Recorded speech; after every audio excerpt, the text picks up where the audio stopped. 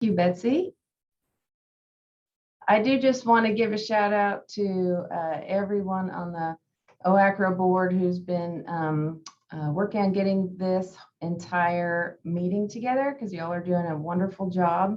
And I know it's extra challenging in the virtual environment. So thank you all. Y'all are doing a wonderful job. I'm going to go ahead and share my screen here. So bear with me while I get that going. Get this going. Okay, hopefully you all are seeing everything looks okay there. Awesome. By the way, I am terrible during a presentation on Zoom at seeing things in the chat. So if someone could be my friend here, and I'll help you do that, Ms. Rita. Thank you, Betsy. Just let me know when something comes up on the chat. Of course. Because I really do prefer to be as interactive as possible during these. So anyhow, so let me scooch this over here. All right, so first of all, I want to let you know that as I was preparing for this topic, I really thought maybe I should rename this like Confessions of a Former Project Manager or something, because I don't know, I'm hoping that I'm among friends here and feeling that, you know, the last year, I feel like I've been about anything but organized, and feel like I've been, you know, running around with my head cut off a little bit with all of the various COVID related projects that just keep coming.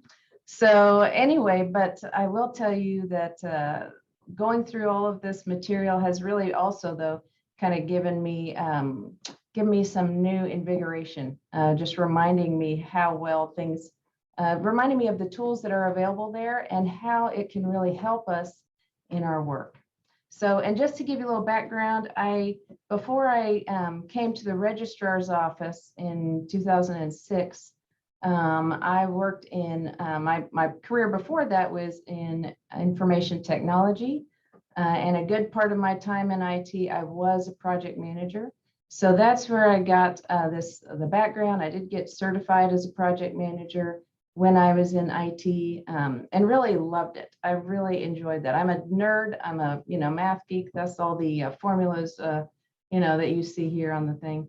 But anyhow, but I think that even though project management has got a lot to it, that there are just some real common sense key takeaways for everyone. So an overview of what I'd like to cover today is just basics. First of all, just what is project management, and is it useful to us? Then I'm just we'll go over some of the principles, some of the key tools, and then address, you know, most of us, I don't know if any of us have dedicated project managers in our offices in Registrar and Admissions. Likely not, but we'll talk about, you know, how we can still take advantage of this. And then I'll give you a few recommendations if you are interested and want to learn more about it, and happy to take questions. So first of all, I have got this definition here. What is a project? It is a temporary endeavor undertaken to create a unique product, service, or result. So, you know, when we're talking project management, this isn't just general organization of your work. You know, there are a lot of things we do as registrars that we do on a regular basis over and over again. They're really not new.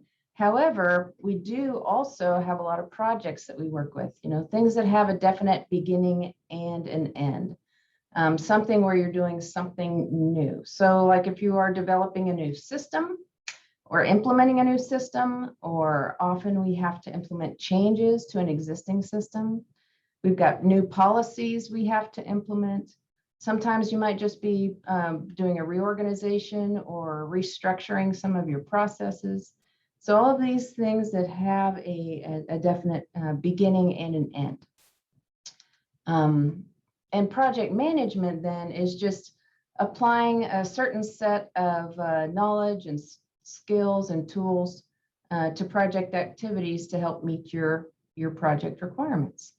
So managing a project includes things like identifying your requirements. That's really the what is it that we are doing specifically. Identifying and creating deliverables for the project. Managing stakeholders, you know, that's addressing the key concerns and expectations of stakeholders and their needs as well. Communication is a big part of project management. Change management, things are always going to change. You can get the best set of plans set out at the beginning, but you can count on unexpected things happening. So you've got to manage the change. And then balancing the competing constraints in a project. So some of the constraints you're dealing with are scope. Scope is essentially what it is that you're doing. Quality, how well, what sort of expectations do you have and specific features? Your schedule, timeline is always a big concern. You don't want to, if there's a certain, a firm deadline due to regulatory, constraints or something like that, timeline can really be important. Budget is always a constraint. Then you've got other human resources or other equipment you may need. And then risks are always something you have to keep in mind. All right, so if I've bored you already and you're like, well, why do I need this? Why are we talking about this with registrars and missions officers? I would just say, think about projects that you've been responsible for managing, or maybe you've served as a team member, or maybe you're a stakeholder in someone else is managing a project, but it impacts you or your team. I think we can probably all of us have been part of or seen a project that did not go well, right? You can tell when things are not going well. And projects that are more complicated in scope or affect a large number of people or touch a bunch of different systems, they really require some level of project management skills in order to be effective. So let's just talk about some of the symptoms of a project in trouble, because I think we all kind of know. These should seem, familiar, I think. So confusion, like what is it that we're doing? Who's in charge of this? If there's non-existent or the communication just isn't good, maybe it's just not timely. Keep people out of the loop. You've got non-productive meetings. You might feel like things are sort of paralyzed, or you might feel like you're just kind of going in circles and not moving forward. Ultimately, you can have a lot of wasted time, wasted money, time you could have put towards other things, just putting you further behind if projects aren't managed well. So how can project management help? Well, first of all, if you've got some key information on how projects should be managed and know some tools that you can use, that's a great first step. Also, it helps you identify what your role is in helping to execute a successful project. You can also sense when a project is in trouble and maybe also understand why it may be in trouble and help you know what to do to get something back on track. So we'll talk a little bit about the project management principles. Project management processes typically are categorized into these 5 groups. You've got initiating your project, that's where you start, and then planning your project. Then after you've got your plans together, then it's time to execute the project. While you're doing that, you're going to also be monitoring and controlling, and then closing it out when it's done. So we're going to look at each one of these process groups. So first, initiating your project. When you are kicking off a project, it's really important to define what it is you're doing. You need to know and document what it is you're going to do. Also, the business case for your project is important. This is why you're doing it. So know what you're doing, know why you're doing it. You need to solidify your team. You need a project sponsor. And we'll talk a little bit more about what some of these terms mean in terms of the roles. It's important to identify the stakeholders, who's going to be impacted, or who do we need, whose opinion is important. Sometimes you'll have those few people on your campus who, if they buy into it, then everyone will follow them and also buy into it. And so sometimes, even if that person may be a little bit difficult to win over, it can really be worth it to have them as a stakeholder as part of your team, just to help secure buy-in on a wide scale. It's important to identify who is going to be the project manager, other members of the team, and then determine what other resources you need to complete it. Sometimes things require funding. Sometimes you need, specific equipment or people with specific skills in certain areas. It's also good to determine what kind of boundaries or constraints you have. You may, like I mentioned before, you may be dealing with something regulatory with a firm deadline that is not negotiable. You may have other constraints. Sometimes it's important to identify what's not part of the project, because people are going to always kind of try to morph your project as you go along. And it's good to just have a real clear documentation of what it is that you're doing and what it is you're not. Also, if there are certain quality standards that need to be met, great to get all of that documented as well. Essentially, at the end of your initiation, you should know the basics of what you're doing, why you're doing it, who's going to be involved, when you're going to have it completed by, and essentially how. So it's important that everyone on the team understands what their role is and what their responsibilities are on a project. So helpful to get those things identified and communicated up front and early. So some of the key terms we've already talked about, your sponsor. That's really your top boss or the project owner. They typically provide funding and resources for the project. They also would be the one who would make some of the tough calls when issues are identified or changes need to occur. So it's important to understand who is my sponsor, who's giving me the authority, who's giving us the authority to actually proceed. Then you've got your project manager. That is the individual that's going to really be responsible for the different for documenting the project, managing the plan, just checking in, making sure that the different activities are being done and that they're being done according to the specs. If there are issues that come along, the project manager should know of the issues and help to identify how to address them and alert the sponsor, keep the sponsor updated. Stakeholders. These are going to be like your functional leaders, people who may use your service or product or be impacted by it. They can really help articulate the requirements, and their buy-in is typically essential for a successful one. And then your team members are those that are going to be responsible for carrying out various project tasks. So throughout the presentation today, I'm going to show you just little screenshots. By the way, these are just little Word documents. There's really nothing too fancy. Don't get me wrong, there are plenty of fancy project management tools out there, but we really don't.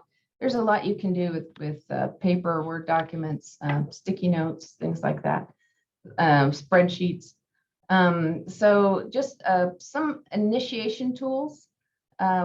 A project charter, you just essentially are writing out what is the project, what is the purpose, describe it, get some high level requirements down. There's also another thing you can do is a scope statement where you're just kind of writing out, again, what it is you're doing, what the deliverables will be, acceptance criteria, how are we going to know that it's done right when it's done? And just documenting some of your constraints or assumptions. So there's no one way to do this, just showing you a couple different examples of some tools that I've used in the past. All right, next, once you've really got it initiated, you have essentially what you're going to do, who's going to be involved, why you're doing it, then some planning needs to occur. And you really want to find the right amount of planning to fit your project. Planning shouldn't take forever, but you want to match your amount of planning to fit the complexity of your project, right? So if you are implementing a new student information system or something big and complex like that, then you need some planning. Trust me, you want to take the time up front to try to identify these things, document them, and apply some project management principles. But if you're doing something that's pretty simple, then just keep it simple. You don't need a bunch of tools for a small, simple project. You want just enough rigor to match the complexity of your project. So when you are project management's often communicated through, I've got the triple constraint triangle here. This is something you'll often see. You want to essentially try to balance these three sides of this triangle. So one side is your scope or your quality. So scope is like what you're doing. And essentially the quality is how well or details of what you're doing. Some of the features, if you will, if you're thinking of like a system. You've got your schedule or your time. And then you've also got cost or resources. So clearly, when you make a change to one side of the triangle, it's going to impact the others. So let's say you're working on a software project and midway through, it's identified that you missed a key requirement. Oh, we really need to also add this big feature in. Well, that's either probably going to take more time or more money or more resources. So just have to, keep these things in mind. So in your planning phase, you're going to be ensure that you've got detailed requirements. I've got a couple things here that really are just for more complex projects, but there's something called a work breakdown structure, which is really a fabulous tool. I love using these, but they really help. That can be a great brainstorming item to help you plan out a project. And I'll show you what that is in a little bit. You want to develop your schedule or your timeline. Everybody wants to know a timeline for a project, so that's very important. Communication planning is very helpful, even in the beginning, to have an idea of what you need to communicate, who you need to communicate to, and when. Ensuring that everyone understands, again, their roles and responsibilities. Identifying how you're going to manage change throughout. And again, there are a lot of other tools, but we're just going to keep it pretty simple. Now, when it comes to gathering your requirements, there are a lot of different ways you can do that. You can just have a brainstorming session. You can, depending on how complex it is, you can, do workshops, surveys, focus groups, things like that to try to understand what people need and their expectations. Also, once requirements can be helpful because if it gets to a point where you need to verify that your project meets the expectations, you can create your test plan based on these requirements. Make sure that you test and validate that everything that you said it was going to do, has been done. So this is just an example of a requirements document. It's just a simple table describing what the requirement is, how are you going to verify it when it's done, and knowing also if it's like a need to have or a nice to have. Sometimes features are or things are, you have to have them, and other times you don't have to, but it would be awesome.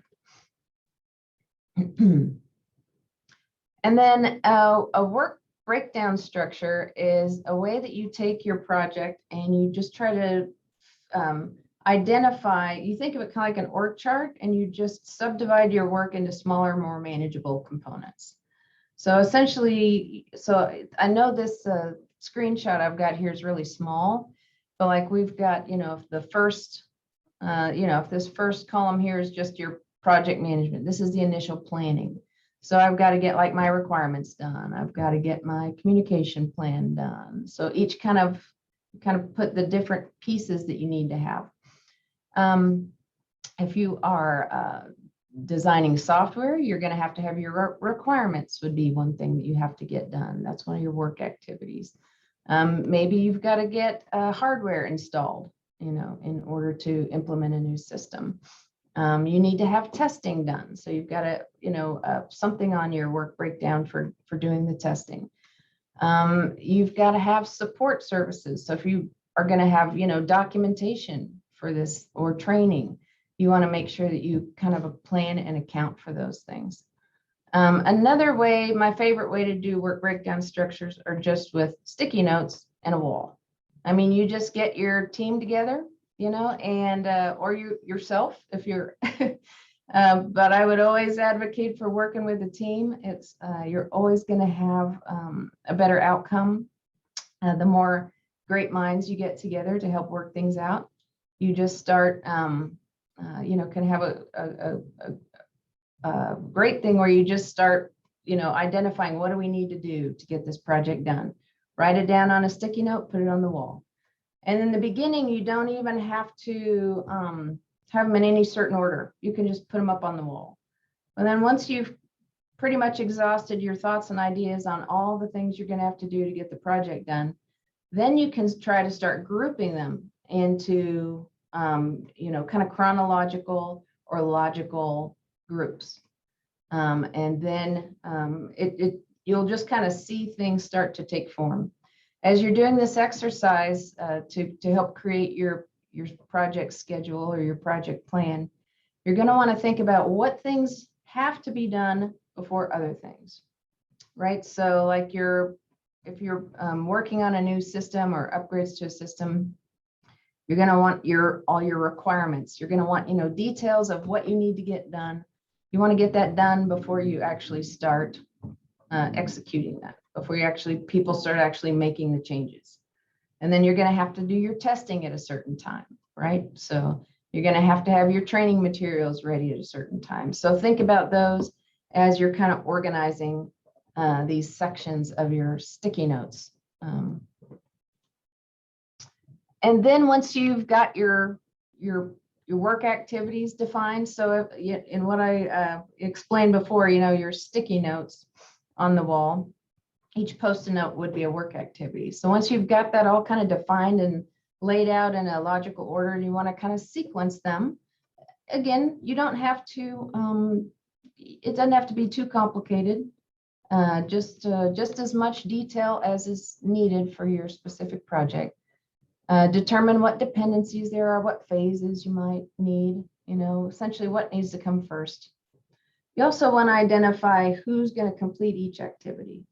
That's real important before you finish your timeline, because if you just have one person that's got to complete a bunch of different things, then you're not going to be able to get all those things done simultaneously, right? And it's going to take longer.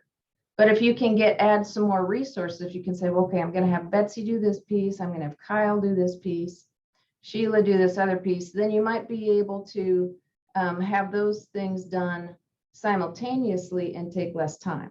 So anyway, it's just a matter of understanding what resources you have, what has to be done before other things and things like that. And then you're just going to have to estimate the duration for each thing. If you're asked to create a timeline, anyway, this is part of what you have to do. There's going to be some estimation, and it's best once you know who's going to do what, best to go talk to those folks who have to complete the activities, to ask them, how long do you think it might take you? Because if you don't ask them, then you might end up looking not so good later down the line if you don't realize that they have, maybe they, you had planned that they get some activity done in 2 weeks, but they just happen to be like out that 2 weeks or out one of those 2 weeks, and that's just not going to happen. So anyhow, visit with your team as you develop your timeline. Be realistic, plan for things to go wrong, because they will go wrong. So make sure that you always incorporate some kind of contingency padding to accommodate for unknown variables. I would rather, they always say, sorry, I can't think of it. Are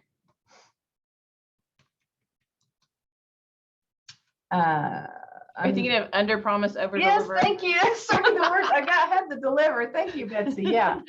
Yeah, you don't want to over promise and under deliver. Right. You don't want to do that. You want to under promise and over deliver. So it's always better to have a longer timeline that's got some padding built in and then get things done faster. So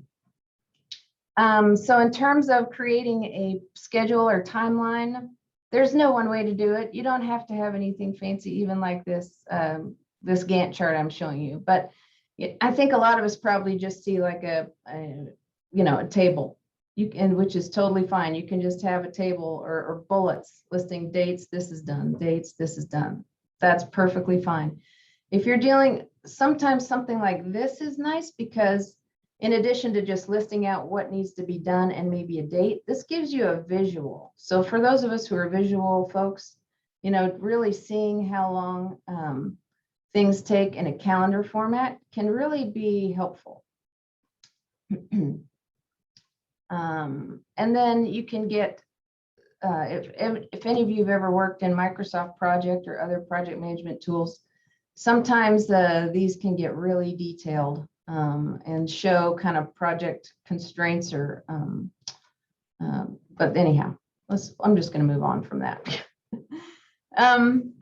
Communication. Oh my goodness, this is the most important piece. If you don't do anything else or don't have any other takeaways from this session, I think that the importance of effective communication is key for all of us. And I find it to be personally for myself probably the most challenging aspect as well. It's like I think everyone knows what good communication is. You know it when you see it. You know what you expect, but being the one to deliver it, to meet everyone's expectations, is just harder than it seems.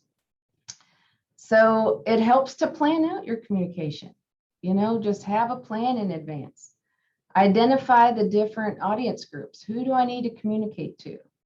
And then think about how can you best communicate to them. In Betsy's session before this, she was talking about the different types, different generations and how they prefer communication. That's really important to know for this type of a thing. I'm getting to be an old codger and I love email. I love my email. But that's not, if we're trying to get students emails, not the best, not the best format. If we're trying to reach other registrars, maybe so. Not calling y'all codgers, I'm just calling myself. But anyway, but we like email, I think. Do we? Kind of like it. Anyhow, think about different ways. Is this just a push communication and I just sending a message, or sometimes you need to also gather feedback. So sometimes you might need a pull communication, in addition to push. So don't always think of communication as just pushing it out. They're going to be, for more complex things, you're going to want to gather feedback. It's going to be important to take feedback into account and then adjust your project a little bit. So again, communication plan can be real simple. I love tables. You just write it down in a table. This one shows what's the purpose. So essentially, what information needs to be conveyed, and then who needs to receive this, what mode of communication am I going to use? Email, text, chalk on a sidewalk. I don't know. There's all sorts of things out there. The frequency, is this a one-time or does it need to be recurring? The owner, important to get the owner out there because you can get a great plan, but if nobody owns it and they don't know they own it, then it's not going to get done. And then of course, when it needs to take place. So once you've got so I've initiated the project, we've kicked it off. Now I've got a general plan together. So the next phase of project management is executing your project. And while you're executing it, so while people are doing their tasks, the project manager needs to be monitoring things and controlling, just helping to make sure things are essentially reacting to issues is what the monitor and control is. Okay, making sure things are going as they need to. So it is important for the project, if you are the project manager, it's important for you to review your plan. You don't want to create this lovely plan and then it sits in a drawer and you never look at it again. Remember what you said you were going to do, why you said you were going to do it. So try to follow it. you want to get some regular status reports on tasks. And I will say, if you've, it's not always popular to be project manager. No, people don't like to have you to be checked in on all the time and ask for updates. They don't like it. But it can be important, and you can find, there are better ways to do it than others, for sure. It's important. What you want to be doing as you're getting the status reports is to really look for, are there any issues? What problems do we have that we need to address? And you don't have to necessarily be the one to solve the problem, but you need to work to find the right people to help solve the problems. Sometimes big problems come up, and you're going to need to go to the sponsor to make them aware. And if there are decisions that need to be made that are going to impact the scope or the time or the cost, then you got to take the details up to your sponsor when needed for feedback. Manage the change, and sometimes you've got to update your plan a bit. They will change. And then communicate throughout. Make sure the boss is informed of what's happening. Make sure the team members are informed of what's happening, and keep the stakeholders updated as well. Again, a lot easier said than done. Here's another just a takeaway for everybody, I think, whether you're working on a project or it's for something else. Trying to conduct effective meetings. People always appreciate this. If you're the one that's leading a meeting, make sure when you go into it that you know what the purpose is. Why am I doing this? What are we getting together for? Try to have an agenda. Know what kind of outcomes you desire from it. Sometimes it's just to get an update from your team. Sometimes it's just to see what's happening, see if there are issues. And then if you've got action items, make sure you document those and then go back and follow up on them. If you are coming up to a big meeting that you're responsible for, and you're like, oh my gosh, I'm totally not prepared. I bet most of the time people would appreciate you just canceling or postponing it until you are ready. I know, I mean, how many of you honestly are really disappointed when a meeting gets canceled or postponed? Not me. But anyway, it does happen. It could happen. But conducting effective meetings, everyone will appreciate you for it. So also, this is an example of a status report. I don't think in our world we really document status reports that much. Sometimes we do. But anyway, you want to just essentially know what the new accomplishments are, what issues are happening. That's really a key piece of checking in with people. Issue log. If you're dealing with a complex project, you're going to want to have some way to track your issues. I just recommend it. It's good to have track the issues, in a written down kind of a way. Know what they are. Have an owner. You want someone to be responsible for the resolution, or for investigating and trying to figure out what the solution needs to be. And then when it's resolved, go ahead and document what the resolution is. Change requests. Depending, this is probably not going to be for a lot of the projects we deal with, but it can be helpful, particularly if nothing else, something like this could help you if you've got to go to your boss for something, because you want to know for sure before you go ask for something. What do I need? Why do I need it? What's the time? What's the cost? What resources are going to be needed? What kind of risk is involved with doing this? And what other solutions might there be? And simplify whenever possible. I've tried to, I know I'm giving you, walking through a lot of maybe more complex project management tools and templates, but a lot of what we deal with, we probably don't need these things, and we can just simplify and just use a few key pieces.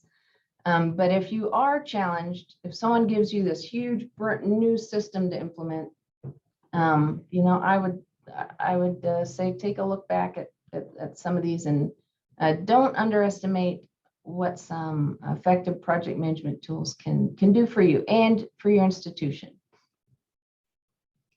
All right, and then finally, when you come to the end of a project, remember projects have a definite beginning and an end. The project closing activities are often overlooked, but they can really be helpful. So in closing a project, essentially, you just want to make sure everything is done. Just kind of go back to the plan, make sure you didn't forget something, make sure everything is done, validate that all your requirements have been met. It's important. This third one is something I'm terrible at doing, but it is important to just stop and celebrate the things that went well. Okay, you know, celebrate with your team members, those folks who worked hard to get things done. So celebrate and recognize what went well. Ensure that your documentation, you know, is complete and done. It's good to spend time with your team and review lessons learned. Okay, it's very rare. I don't think I've ever been on a project where everything went perfect. Even on projects where most things go perfect, there are going to be some things that didn't go well. And it's good to talk about them, though, not in a way that is, you know, pointing fingers or getting people down or anything like that. But think of it as truly a lesson learned. You know, what happened there? What can we do in the future to avoid, you know, to make the next project go better, to avoid that kind of an issue? And then remember those lessons learned and incorporate them into your next project. All right, so like I said, most of us don't have project managers, okay? But I would just say, try not to skip planning. If you're given a big project, take some time to sit down and do some planning. You always at least want to define what it is, and sometimes what it's not, why you're doing it. The rationale can be important because if you have haters down the road, you need to be able to articulate why you're doing what you're doing and why it's important. Know who needs to be involved on your team, who are your stakeholders, who are those folks on campus that are either always a little difficult or can be some of your great cheerleaders that you need to have along the way. Know your time frame and have an idea of how you're going to get it done. Also, think about some of these tools that might help you. Maybe at least one or two, you know. Try to make sure you're leading productive meetings and communicate. Again, that's the biggest one and the hardest one for me personally. For those of you who may be interested and want to learn more, I've got a few resources here. The Project Management Institute, they are really the source for certifications and education on project management. There are local project management chapters. There's some in Oklahoma City, there's some in Tulsa. You could go just hang out, or if you've got someone on your team that you think, I think this person would be a good project manager for a lot of our things, might be good to send them to a meeting or two of some of these PMI chapters just to help get ideas from other people who that's their job all the time. Projectmanagement.com, they've got lots of tools, articles, all sorts of things. And then Google is your friend as well, all the time.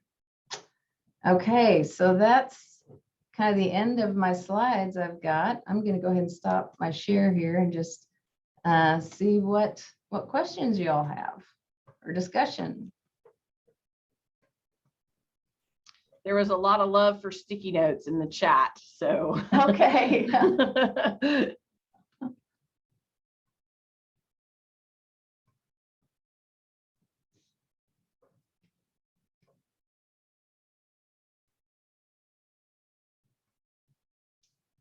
All right, well, if there's no discussion, I know I'm between you and lunch, so I think I'm between you and lunch, right? Well, Rita, thank you so very much for sharing your expertise. I think one of the things that I've heard you do this presentation a couple times in different formats, but one of the things I always take away from it is kind of everything we do is a project. So that a lot of this sounds like, oh, it's this big overarching thing, but pretty much everything we do, you're going to use some aspects of the steps that Rita talked about. So, you know, kind of incorporate it into everything that you're doing on your campus and with your team. And it's a very useful plan to think about how we're going to get from where we are to where we want to be. So thanks, Rita, for your expertise and your time. You bet. Kyle, do you have anything you want to say before we go eat lunch? I think you covered it. Thank you again, Rita. Don't forget to do the session survey, everyone. I'm going to stop the recording because